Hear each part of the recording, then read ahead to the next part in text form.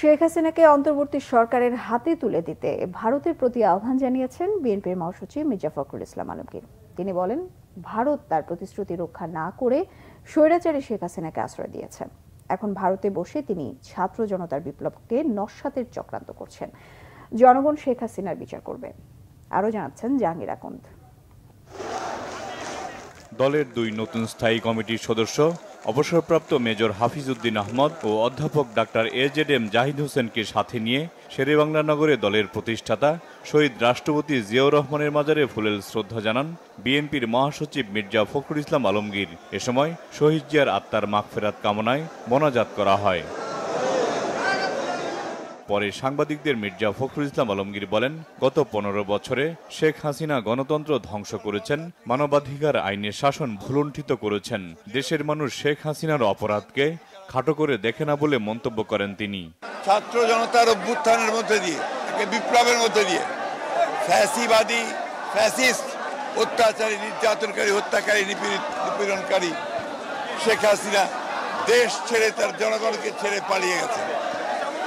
দুর্ভাগ্য আমাদের যে আজকে পার্শ্ববর্তী দেশ ভারত তাকে আশ্রয় দিয়েছে। সেখান থেকে তিনি আবার এই বাংলাদেশের বিপ্লবকে, সংগঠিত যে বিপ্লব, সেটাকে নস্যাৎ করবার জন্য বিভিন্ন রকম চক্রান্ত শুরু করেছেন।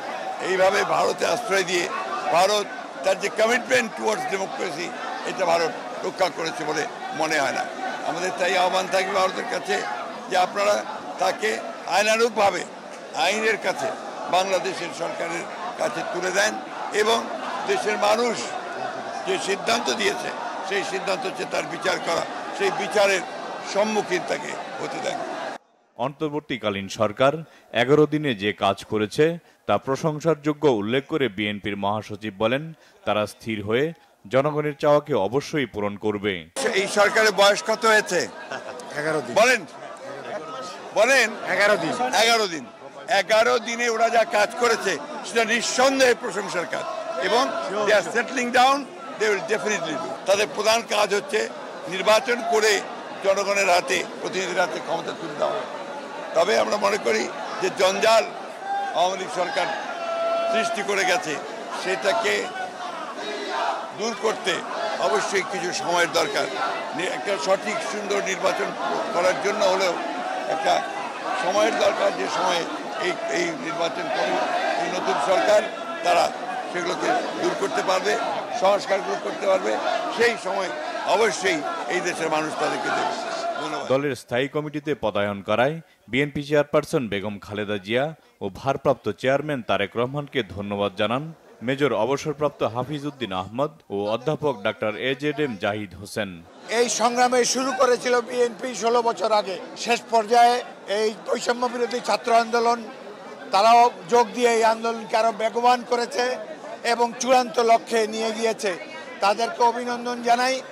আগামী দিনগুলোতে বাংলাদেশে যেন গণতন্ত্র কেউ ব্যাহত না করতে পারে, সেজন্য বিএনপি এবং ছাত্র জনতা, সর্বস্তরের জনতা আমরা একসাথে কাজ করব। দেশনেত্রী বেগম খালেদা জিয়া এই মুহূর্তেও এবার কেয়ার হসপিটালে চিকিৎসাধীন আছেন। আপনারা দেখতে পাবেন কখন, কোথায়, কোন দেশে উনি চিকিৎসার জন্য যাবেন, কারণ উনি তো অসুস্থ। ওনার তো যাওয়ার মতো, ফ্লাই করার মতো যে সুস্থতা, সেটি মেডিকেল বোর্ড যখন ফিল করবে, পরামর্শ দিবে, তখনই যাওয়ার ব্যাপারে সিদ্ধান্ত হবে। জাহাঙ্গীর আকন্দ, বাংলা ভিশন, ঢাকা।